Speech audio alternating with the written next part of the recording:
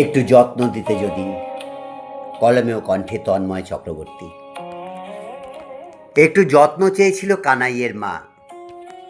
অর্থ চায়নি, বিলাসিতা চায়নি, কৌলিন্য চায়নি, মর্যাদাও চায়নি।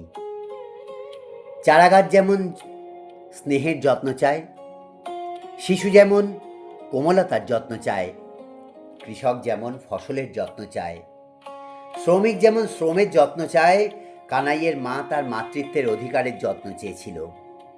অথচ কত কুসুম অযত্নে পাহাড়ের কোলে নীরবতায় ফুল হয়, কত শিশু গাছ অরণ্যে অযত্নেই বৃক্ষে পরিণত হয়, কত শিশু সংসারের যন্ত্রণায় শ্রমিক হয়ে যায়, কত প্রান্তিক জমির সব ফসল মালিকের গুদামে মজুত করেও কৃষকের শংসাপত্র বুকে এঁটে ঘোরে।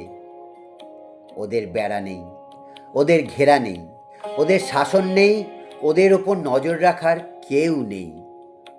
তবুও কানাইয়ের মা মাতৃত্বের স্বাদ চেয়েছিল, শুধুই লাস্য হতে চায়নি।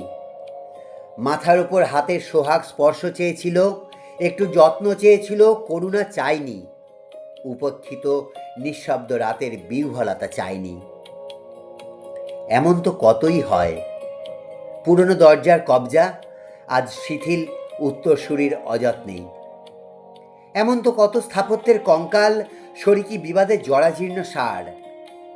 কানাইয়ের মা তার সরলতা ঢেকে রেখেছিল স্বপ্নগুলোকে যত্ন দিয়ে বড় করার অঙ্গীকারে। প্রতিদিন আয়নার সামনে যত্ন নিয়ে সিঁথিতে সিঁদুর পড়ে, কপালে টিপ পড়ে। কানাইয়ের বাবার পরিচয় গোপন রেখেই কপালে শাঁখা পলা ছোঁয়ায় আজও সেই চুঁইয়ে পড়া ভালোবাসার যত্নে। কানাইয়ের মা একটু যত্ন চেয়েছিল মাত্র, আর কিচ্ছু না।